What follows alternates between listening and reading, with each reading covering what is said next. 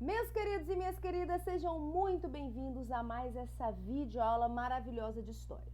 Vocês já devem saber que eu estou preferindo fazer aí uma alternância entre eu aparecer e umas videoaulas super bacanas que eu estou encontrando na internet, com desenho, com outros professores também falando sobre o caso, para a gente dinamizar bastante as nossas aulas e os conteúdos que a gente está vendo ficarem de formas mais interessantes para vocês, já que a gente está nesse novo modelo de aula à distância. Então, para a gente não perder o interesse e ao mesmo tempo não perder o contato, a gente está fazendo essa jogadinha bacana entre um vídeo legal que eu acho e eu vim aqui falar para vocês. Então, sobre isso, o que nós temos para agora, para o vídeo desta semana aqui no nono ano? Eu quero que você pegue o seu livro de atividades do capítulo 7, que eu passei para casa na penúltima semana, beleza? Porque a nossa última semana de aula postada foi sobre explicações e orientações para nossa provinha. Então, se você está aí um pouquinho perdido, ficou com dúvida, perdeu a live também que a gente explicou sobre a prova, vai no videozinho da semana passada, que lá tá tudo explicadinho para tirar suas dúvidas, beleza? Então, nessa semana, nessa segunda-feira, eu quero que a gente corrija o capítulo 7, que vai falar sobre Segunda Guerra Mundial. Então, nós vamos finalizar a questão, a demanda e o conteúdo sobre Segunda Guerra Mundial. Falei bastante sobre, porque é um conteúdo riquíssimo, que com certeza cai em diversas provas na sua vida, forever, né? Tô aprendendo inglês, hein, gente? Direitinho.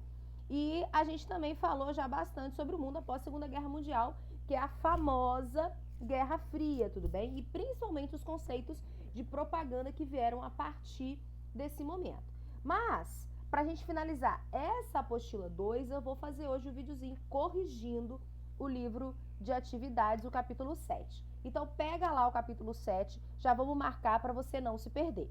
Na página 18 tem a questão 1, que está pedindo um verdadeiro ou falso aí, tá bom? Então, você vai ler e a partir desse texto que está aqui em cima, você vai me dizer se são verdadeiras ou se são falsas as questões.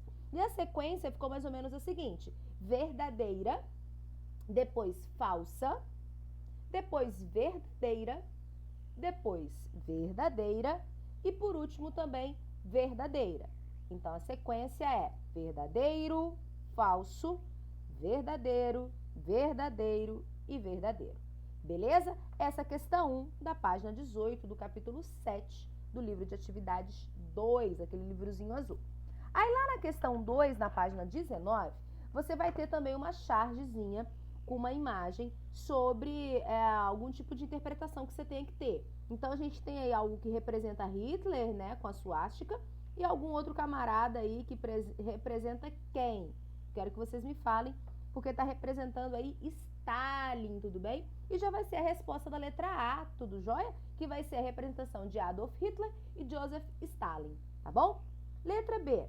Essa charge foi produzida, só você olhar o ano aqui embaixo, em 1939. E tá fazendo uma relação, gente, direta com aquele momento em que a Rússia assina aquele tratado com Hitler, né, com a Alemanha, de não intervenção, de não envolvimento ali na guerra, nos conflitos que vão se prosseguir posteriormente. E que também, ao futuro, Hitler vai ligar o botãozinho do não estou nem aí e vai romper esse tratado, fazendo-se então a Rússia entrar na Segunda Guerra. Então a letra C está perguntando assim o seguinte, é uma questão interpretativa.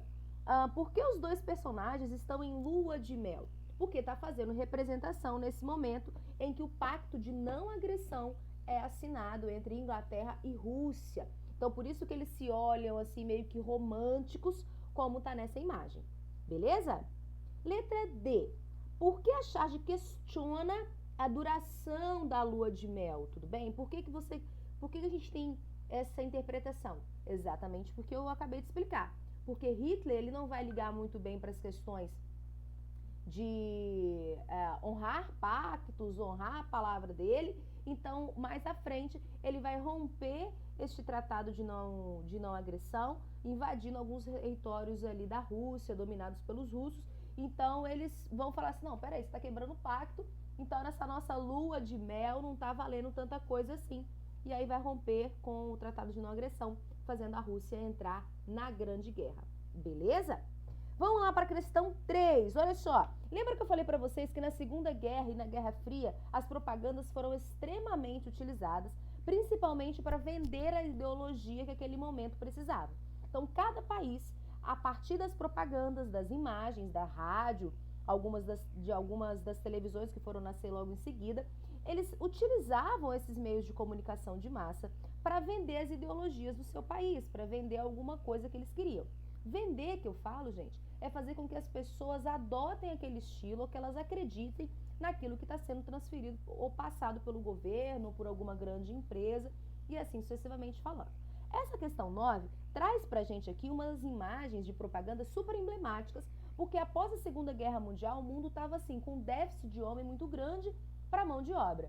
Mas é óbvio, os homens eles tinham saído para a guerra, eles tinham ido para uma guerra em escala mundial. Logo, naquele momento, estava se faltando homens para a mão de obra. Então, o que eles começaram a mostrar aqui? Olha, a gente tem que pegar as mulheres para trabalhar. E, de fato, as mulheres que tinham ficado em casa com as famílias e os seus filhos precisavam agora ter uma fonte de renda, precisavam se virar. Então, para dar motivação para as mulheres se sentirem ainda mais angariadas para o meio de trabalho, foi-se criado propagandas muito fortes do We Can Do It, ou seja, eu posso, eu consigo.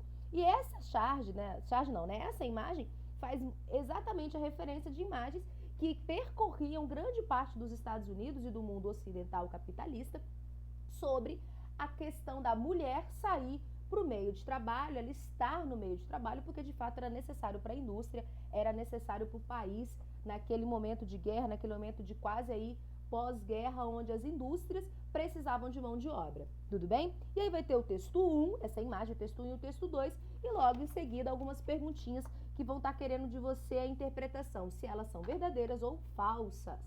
E aí, pra gente, já sabendo que você já fez, só para você corrigir aí na sua casa, a gente vai ver que a primeira é verdadeira. As propagandas como as da imagem resultam em maior representatividade das mulheres no mercado de trabalho, como eu disse aqui. A segunda é falsa, porque ela não vai ficar restrita aos meios domésticos, como eu acabei de falar, a gente precisa de mão de obra nas fábricas e nos meios de produção, então a segunda é falsa. A próxima é verdadeira. O incentivo ao trabalho industrial feminino na Segunda Guerra Mundial foi um dos fatores responsáveis por romper com a visão tradicional da mulher americana. Sim, também teve esse contraponto. Teve o contraponto que era interessante, era necessário fazer com que as mulheres saíssem para o mercado de trabalho, mas também teve aquela questão de se aproveitar esse momento, os movimentos feministas, para colocarem a mulher num status diferente do que se via até então. Beleza? O próximo também vai ser verdadeiro. As propagandas relacionadas ao trabalho feminino foram divergentes no período da guerra e no pós-guerra, tudo bem? E o último também é verdadeiro. Por mais que a propaganda apresentasse uma mulher branca, as mulheres negras representavam uma grande parcela do trabalho industrial. Verdadeiro. Se a gente tiver um pouquinho de dúvida nisso, é só a gente pensar, calma, naquele momento eu tinha um passado bem recente que tratava sobre a escravidão. Era muito cedo que a escravidão tinha sido abolida, se a gente pensar em questões históricas, em que o tempo histórico demanda-se séculos, né, para serem contados, então anos são poucos tempos. Então, a gente tem que pensar que a parcela da humanidade ali já tinha sofrido bastante miscigenação. Então, ali nos Estados Unidos, principalmente, existia uma grande porcentagem de pessoas negras trazidas aí pelo tempo da escravidão. Show de bola? Então, vamos lá para a questão 4 também. Tem um textinho que eu sei que você leu, então eu sei que você já está ligado. E a questão A pergunta assim, ó. Por que a Alemanha não poderia realizar uma guerra longa após o Tratado de Paz de 1919? Gente, eu quero que você me responda. Porque após o término da Grande Guerra, a Alemanha foi obrigada a assinar o chamado Tratado de Versalhes. As cláusulas impunham diversas limitações, como exército, a questão do território e principalmente a produção de matérias-primas necessárias para a formulação de uma guerra. Tá bom? Letra B.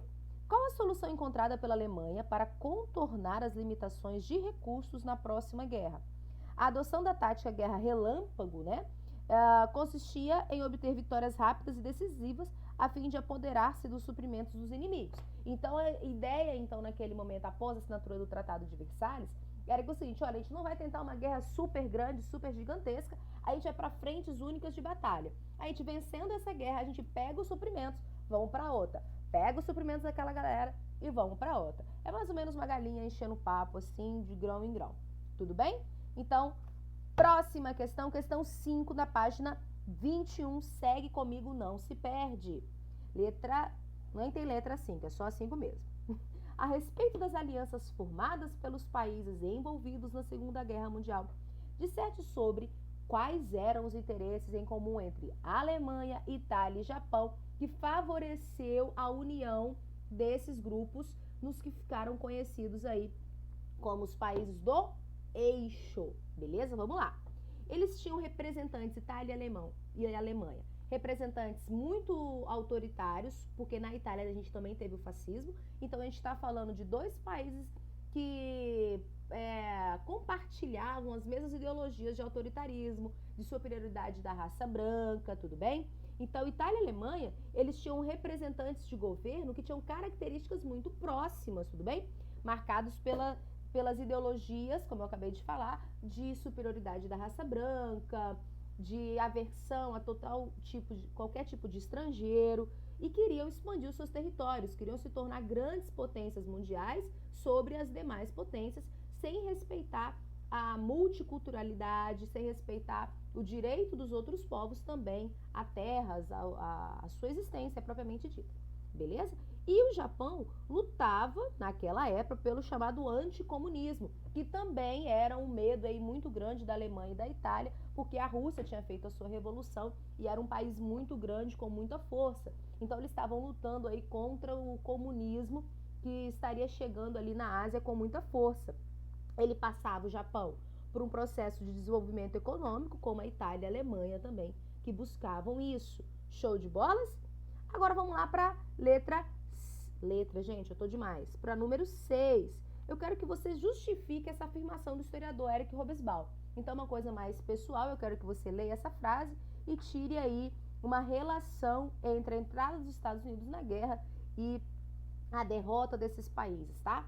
Então, tá dizendo assim: as decisões de invadir a Rússia e declarar guerra aos Estados Unidos decidiram também o resultado da Segunda Guerra Mundial, que foi naquele momento que a Alemanha rompe com o Tratado de Não Agressão, o Pacto de Não Agressão, e quando o Japão aí resolve bombardear a base de Pearl Harbor e os Estados Unidos ficam full pistola e resolvem entrar na guerra. Então, essas decisões de fazer esses momentos fizeram com que os países do eixo, se fossem derrotados, não conseguissem ser bem-sucedidos nos seus ataques ou no fim do que eles queriam para a Grande Guerra, beleza? Porque a gente tem que pensar o seguinte: Rússia e Estados Unidos, eles estavam a par daquele conflito que já tinha nascido há algum tempo. Então, quando eles chegaram na guerra, eles chegaram com muito mais fôlego, eles chegaram com mais armas, eles chegaram com mais homens, com um exército bem mais capaz para enfrentar aquele processo da guerra, beleza? Então, vamos lá, questão 7. É para a gente relacionar o ano com o que de fato aconteceu naquele determinado ano. Então, a gente vai ter a seguinte sequência, anota aí para você não perder. Letra A de amor, letra E de estado, letra F de faca, letra C de casa, letra F de faca, letra D de dado, letra B de bola, F de faca e A de amor. Sim, alguns anos vão se repetir, porque em alguns anos tem mais do que um acontecimento, tá? Então, fica A, E, F, C, F, D, B, F e A. Show? Vamos lá, questão 8. Você vai analisar aí qual que é a alternativa correta. E a alternativa correta dessa questão é a letra C de caramba, professor, eu sou muito inteligente, acertei tudo até agora. E diz o seguinte: a vitória soviética enfraqueceu o exército nazista na Europa Oriental e contribuiu para a derrocada do Terceiro Reich. Quem sabe que tivemos aí a divisão das guerras em Reich, primeiro, segundo e terceiro, quando acontece de fato a derrota oficial aí dos países do eixo na guerra. Meus amores, tudo bem? Dúvidas? Quinta-feira a gente está na live, vocês podem falar comigo ou mandar um e-mail bacana, maroto, pro e-mail de história, tá bom? Um beijo para vocês, espero que vocês tenham estudado, espero que vocês aproveitem muito bem essa correção. Tô morrendo de saudade, até a próxima, tchau, tchau!